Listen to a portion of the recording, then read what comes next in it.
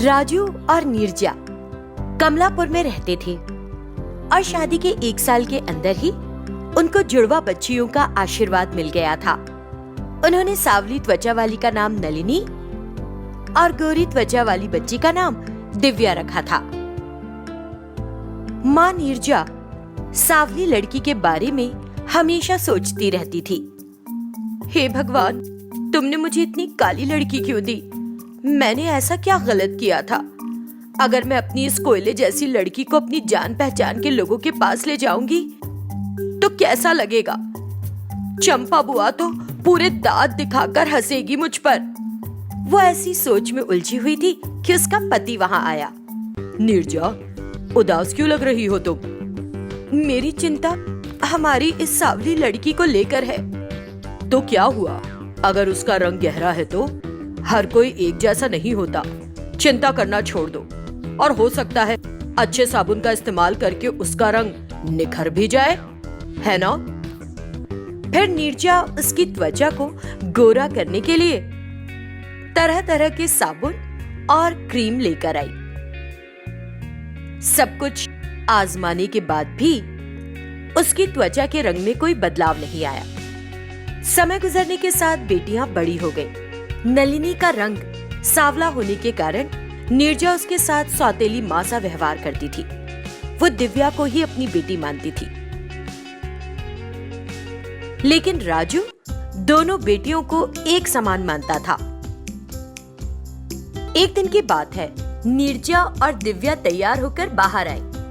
नलिनी, तुम घर पर ही रहो, हम लोग काम पूरा करके वापस आएंगे। लेकिन माँ, मैं भी आऊंगी आपके साथ। तुम सोच भी कैसे सकती हो कि मैं तुम जैसी सांवली लड़की को अपने साथ ले जाऊंगी? अगर मैं सबको बताऊंगी कि तुम मेरी बेटी हो तो सब हंसेंगे ना?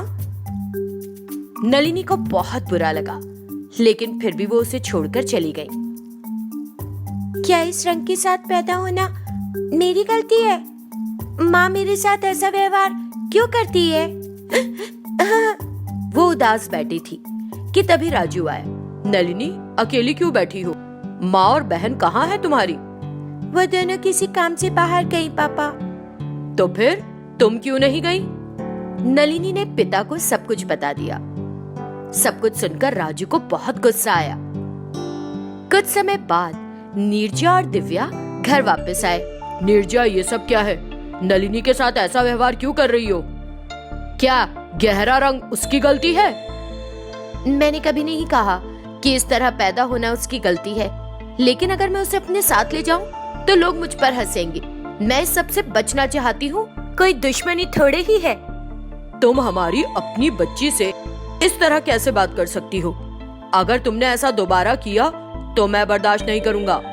उसने नीरजा को कड़ी चेतावनी दी और चला गया। कुछ समय गुजर गया। एक दिन जब नलिनी खाना बना रही थी तो उसका हाथ जल गया और वो हिस्सा सफेद हो गया।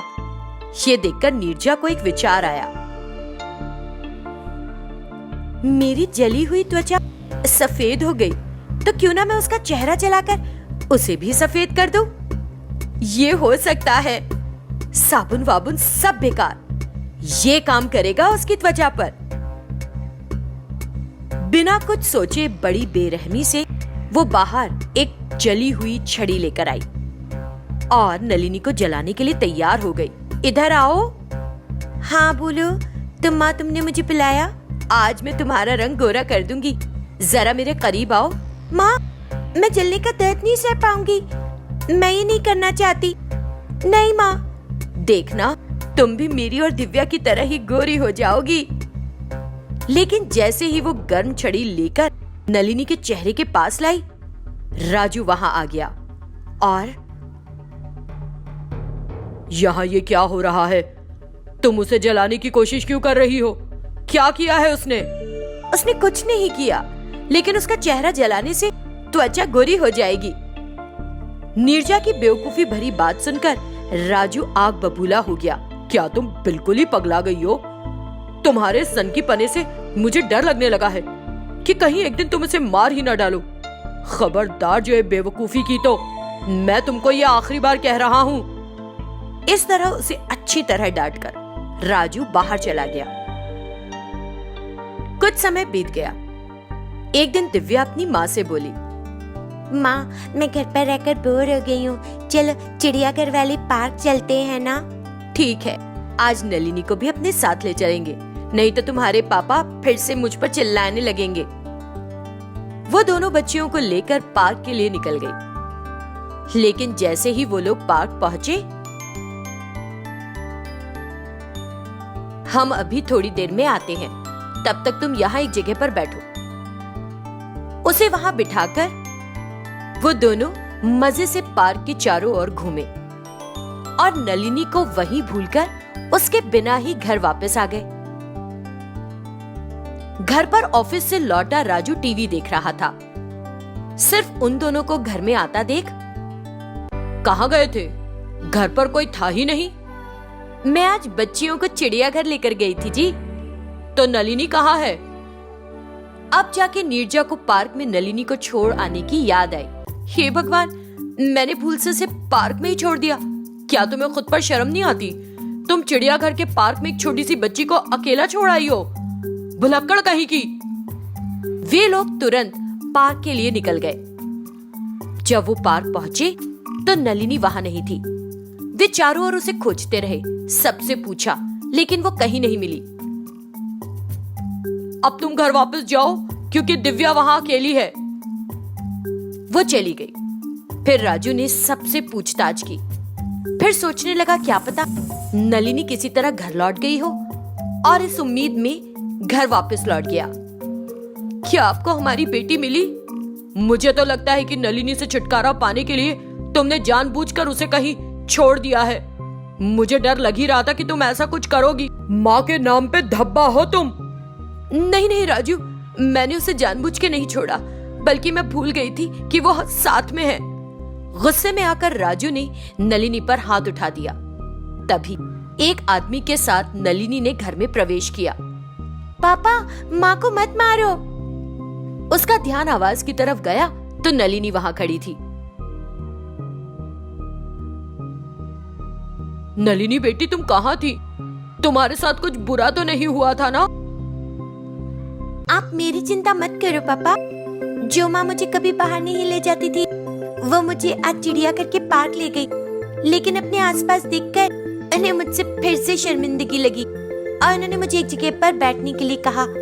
हमेशा की तरह वो मुझे फिर भूल गई और घर वापस आ गई। मुझे बहुत डर लग रहा था। मैं रोने लगी तो यह अंकल मुझे अपने घर ले गए और अब यहाँ छोड़ने भी आ गए। मुझे आपकी बेटी बहुत प्यारी लगी। अगर आप लोगों को उसके गहरे रंग से इतनी परेशानी है तो मैं उसे गोद लेने को तैयार हूँ, क्योंकि मेरा अपना कोई बच्चा नहीं है। मुझे कोई फर्क नहीं पड़ता। नीरजा को उस आदमी की बातें सुनकर बहुत शर्म आई। सिर्फ तुम्हारी सांवले रंग की वजह से मैंने तुम्हारे साथ बहुत बुरा व्यवहार किया। इसके लिए मैं बहुत शर्मिंदा हूँ। अब से मैं तुम्हारा अच्छा ख्याल रखूंगी बेटी नलिनी, मुझे माफ कर दो। फिर नीरजा ने नलिनी को गले लगा लिया और तब से गहरे रंग और गोरे रंग का फर्क छोड़कर वो अपनी दोनों बेटियों के साथ समान व्यवहार करने लगी। रेखा नाम की एक औरत अस्पताल में प्रसव पीड़ा से जूझ रही थी और कुछ ही समय बाद उसने जुड़वा बच्चियों को जन्म दिया। दोनों लड़कियां देखने में बड़ी प्यारी थी, लेकिन उन्हें देखकर रेखा की आंखों में आंसू आ गए। तभी डॉक्टर वहां आया। अरे, रो क्यों रही हैं? क्या दो खूबसूरत लड़कियों को जन्म दे खुश नहीं? मैं इसलिए परेशान हूँ डॉक्टर कि जब मेरे पति को पता चलेगा कि मैंने 2 बेटियों को जन्म दिया है तो वो मुझे घर से निकाल देंगे। उन्हें बेटियां बिल्कुल पसंद नहीं। 3 महीने में वो दुबई से वापस आ जाएंगे। मुझे डर है कि पता नहीं वो क्या करेंगे, इसीलिए मैं रो रही हूँ। तो क्या इस वजह से आप इन बच्चियों को छोड़ देंगी? मैं इतना घिनौना काम नहीं कर सकती डॉक्टर। अब मैं जीऊं या मरूं, मैं हमेशा इन बच्चियों के साथ ही रहूंगी। मैं इनकी वैसे ही रक्षा करूंगी जैसे पल की आंखों की करती हैं। जैसा कि आपने कहा कि आपके पति को आने में 3 महीने और लगेंगे, क्यों ना आप अपनी एक बच्ची को बेटे का रूप दे दें। ऐसा करने से शायद वो बच्चों से प्यार करने लगे। कुछ समय बाद आप उन्हें सच्चाई बता सकती हैं और उसके बाद आपके पति के पास बच्चों से प्यार करने के अलावा कोई चारा नहीं रहेगा। इस बात से सहमत होकर रेखा ने अपने पति को फोन किया और खुशखबरी दी। शेखर इससे आधा ही खुश हुआ। भगवान का शुक्र है कि कम से कम हमें एक बेटा तो दिया, लेकिन दोनों बेटे होते तो अच्छा होता। खैर, मैं कुछ महीनों में वहां पहुंचूंगा, तब तक तुम अपना ध्यान रखना। उसके बाद कॉल कट गया। तभी से रेखा अपनी एक बच्ची को लड़के जैसा पहनावा पहनाने लगी। 3 महीने बाद शेखर घर आया। पता चलते ही रेखा अपने बच्चों को लेकर शेखर के घर आ गई। शेखर ने तुरंत लड़की को पहले गोद में लिया। अब हमारे घर की विरासत संभालने वाला आ गया है। उस दिन से शेखर सिर्फ बेटे के साथ खेलता रहता था। बेटी में उसे कोई दिलचस्पी नहीं थी। रेखा ध्यान रखती थी कि वो बच्चों को शेखर की गैर मौजूदगी में ही नहलाए।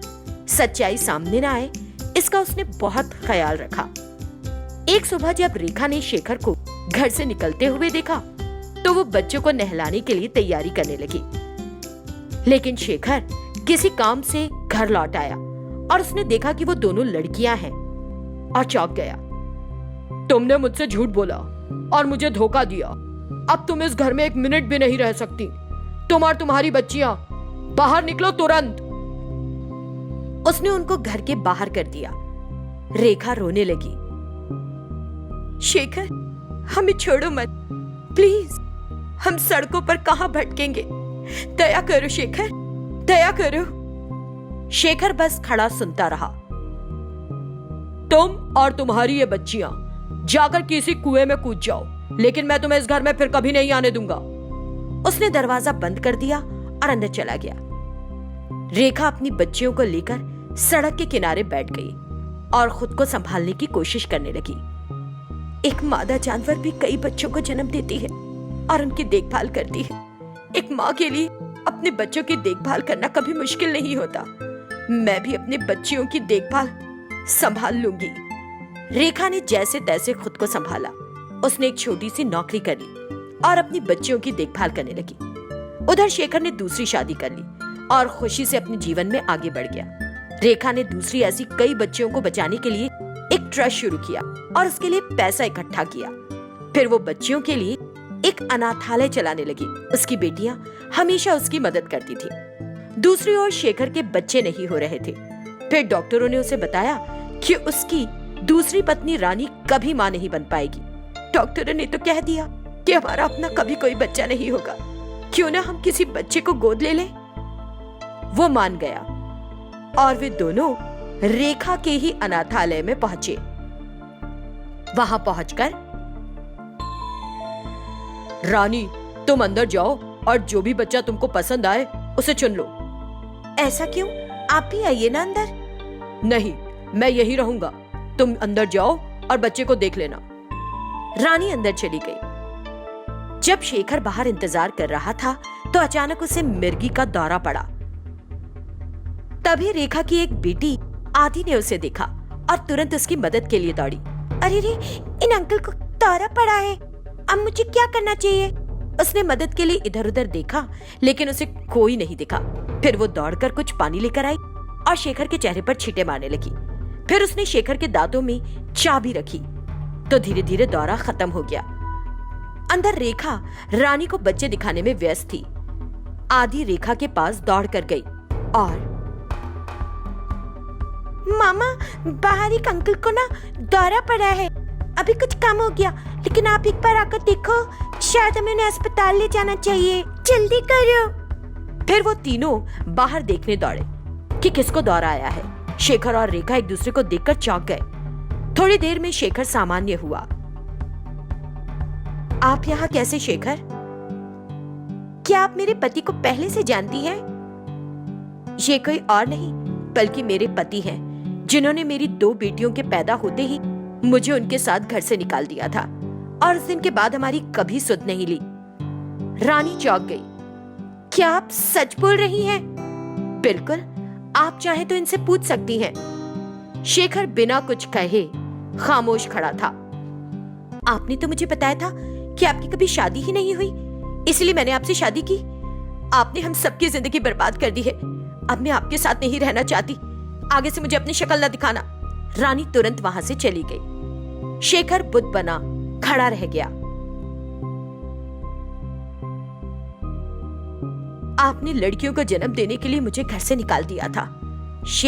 उन्हीं में से एक लड़की है जिसने आज आपकी जान बचाई है, लेकिन तुम नहीं समझोगे। ये कहकर वो अपने अनाथालय के अंदर जाने लगी कि शेखर उसके पैरों पर गिर पड़ा। प्लीज मुझे माफ कर दो रेखा, मैंने बहुत बड़ी गलती की है और इसके लिए तुमसे माफी मांगने में भी मुझे शर्म आ रही है।